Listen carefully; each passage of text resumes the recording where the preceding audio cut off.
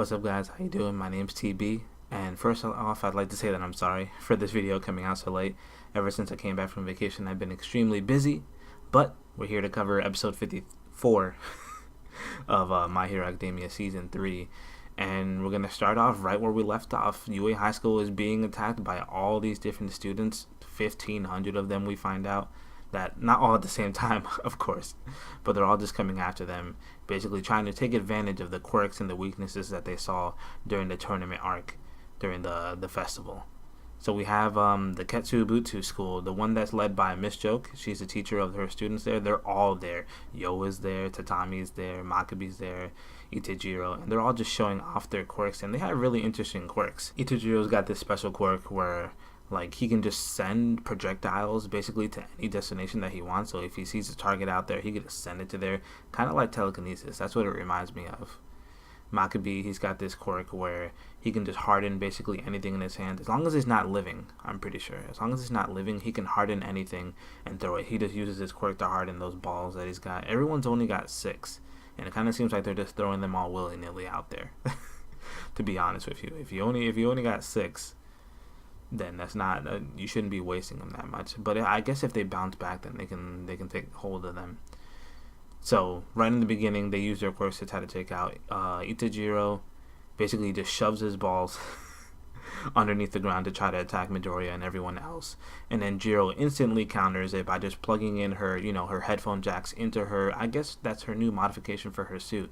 She just shoves it into the ground and basically deflects all the balls. She shoots everything back, including the hardening balls that were by Makabe there. Mina, she shows up. She has her new ultimate quirk too. So basically just an acid veil. She protects Mineta there. She just shoots her acid there and just melts the balls. That's something else too. If balls don't get deflected, but they get melted, then that takes the balls that you have to use out of play, right? I feel like that's important too. It's really important to melt the balls or just make them so they're not usable anymore. That way that they can't pick them up if they get deflected or anything like that. You see that happen a couple times, but no one's done it intentionally yet. Then you have the other girl. It's her quirk is really funny. I don't know how useful it could really be, honestly. She basically just can put any part of her body inside of herself like a turtle. She uses it to evade Tokiyami's dark shadow when he just swings it at her, and that's really funny. After that, we see that Yo is getting a little bit frustrated because he's not as weak as it's not going to be as easy as he thought it was going to be. And see Midoriya saying basically everyone's still being a little bit careful because they're trying to figure out what's the best way to really handle the situation. Everyone's trying to protect themselves while at the same time trying to fight back. And then we see Yo's ultimate move. He's basically like Earthquake. He basically just uses the vibrations within his body. Whenever he does his move, though, apparently he can't move. He's immobile when he uses it, and it makes sense though. He uses this to basically disrupt the whole entire flow and teamwork of Class A there. You see them that they're falling, everyone's getting distracted. Even someone says that it was so strong that someone could have died. I think that's a little bit of exaggeration, but his quirk is really good, and I didn't expect it, honestly. He's been I don't know, pretty aggressive recently, but I had no idea that this is the type of quirk that he would add, but it's really cool. After that, that's just the very beginning of the episode. So much stuff happened there. They were just basically showing off that whole class's, that whole academy's quirks right there. And then we switched to Inase. We found out about Inase last week, man. This guy is a beast. He just shows up. No one even knows that he's there. He's on top of this building. This giant gust of wind comes, takes everyone's balls. This guy's like, oh, let me see your passion. And in this one foul swoop, he swings down his arm. All these balls come down, and he takes out so many people, man, so easily. He's like, yo, I won. It was so easy. I didn't think that this guy was going to be such a beast. I mean, there's a reason why Eraser said to watch out for him, right? He's had so much training. Fun fact, though, out of everyone in the Shiketsu class, we only see 2 people this episode. The other two guys, we don't see them. We see Kami and we see Inase. So after this, Midoriya separated from the group, right? After Yo used his Earthquake with his quirk, everyone gets separated. No one's together. Midoriya's by himself, but he's excited. He's excited to be fighting so many people in a situation where he's not, trying to fight for his life. He's not fighting villains here. He's fighting people with quirks that he's never seen before, so he's excited. Cammy takes that opportunity to just get one of his targets, and then she's very. This is the first time that I've seen her, and I think this is the first time that anyone who's watching the anime has seen her.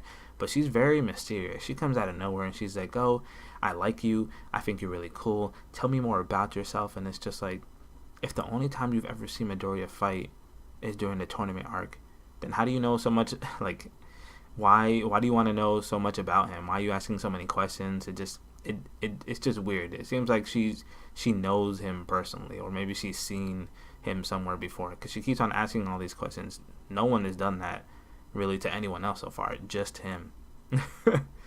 And it's cool. Her quirk is cool. She didn't really say what it's called, but she explains a little bit of how it works. Basically, as long as she clears her mind and she focuses, she can make it where your body doesn't sense where she is. So it seems like she's disappearing, but she's still really there. And she uses this to sneak up on him a couple of times, but before she could really do anything, it seems like she's gotten pinned down.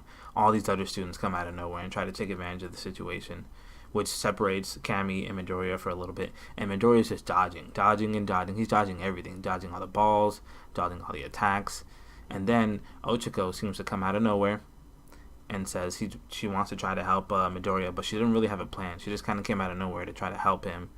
And then Midoriya has this flashback because she gets in trouble. She tries to help him. She trips. She's about to fall. And he has this flashback to the training arc. You know, when they're in the camp and they're trying to train, and then the League of Villains come and attack. Basically, every single time he tries to help someone, he hurts himself. He never really thinks about himself before he tries to go help anyone else. And then the situation ends up getting worse, and he never really gets the results that he wants. Basically, he comes to the conclusion that before I can help anyone else, I had to be strong enough to help myself, which is really, it's growth for him.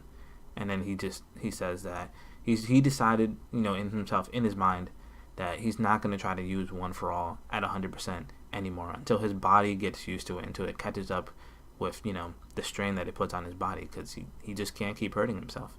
So he's going to focus on doing what he can do with full caling and his shoot style. And this is where we get to learn a little bit more about how his new suit works, because we know that his new boots help his kicks be stronger, right? But we didn't know how up until this point. We know that his arms reach, his gauntlets reach up to his shoulder to protect his arms, but we don't really know how it does that. Apparently, he can get 2 kicks, so he can kick with his foot, and then the kinetic energy that he builds in a part of his boots next to his toes, it acts as another kick. It's crazy. There was nothing that would have let me know that that's how it works, but that's good, because basically he gets 2 shots for 1. He uses that to basically save Ochako, and then when they keep coming after him, he does another kick and it blasts all the balls away. It's crazy.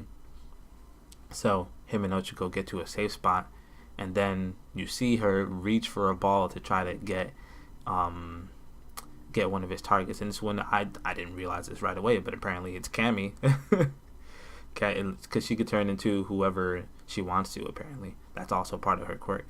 She could erase her presence, but also she could pretend to be someone else. No. And then Midoriya realizes it right away. He smacks the ball out. He smacks the ball out of Cammy's hand and basically says, you know, there's a lot of things that led me to believe that you're not actually who you say you are. One, Ochako's been practicing her quirk, and instead of her actually using it to help save Midoriya just kind of went in there and saved her. She didn't really do anything to help out, so she didn't try to use her quirk. That was the main thing that kind of gave it away. So after that, Zero shows up. the guy with the tape. We don't see him in action too much, but I'm glad we get to see him. I want to see more of Class A in action. We see him, he shows up, he uses his tape basically to separate the two. Ochako's also there with them. And she's just going on. Cammy's just going on about wanting to know more about Midoriya, and like she's sad that they got separated, and she just goes away. And Midoriya questions Ochako and Zero, like, "Are you guys real? Are you guys really who you say you are?" Because like, you know, he's just got duped by Cammy. And then there's this scene here. Obviously, they had to find some way to acknowledge the fact that Cammy was naked. And Midoriya says that, oh, she was naked while she was pretending to be Ochako. And Cyril asks him, was Ochako naked? And he's like, oh, that's not what's important right now, Cyril. What's important is getting the team back together. So after all that, that is a lot that happened. We got to see quirks. We got to see a couple people from different high schools. We cut to Todoroki, and it's been a minute since we've seen Todoroki or Bakugo. They show Bakugo for a second, but not really what he's doing. Mostly just what Todoroki's doing. And he runs into this school. I don't know what the school's name is. I forget even if they put it there. I'll put it up there if I can find it.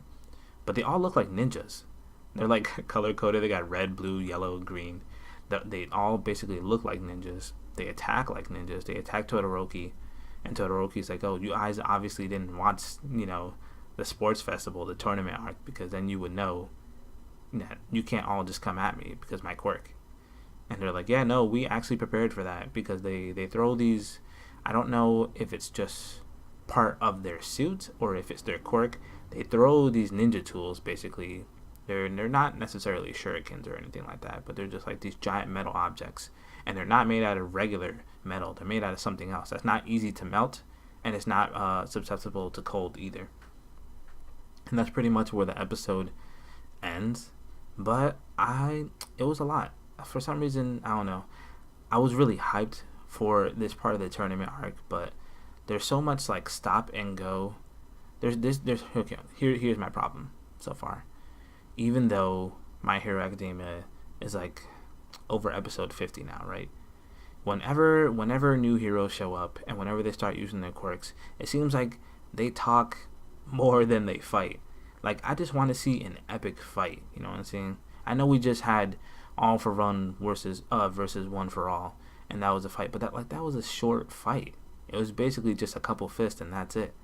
I can't wait for someone to actually get in there and have a long fight and have like most of the episode be a fight.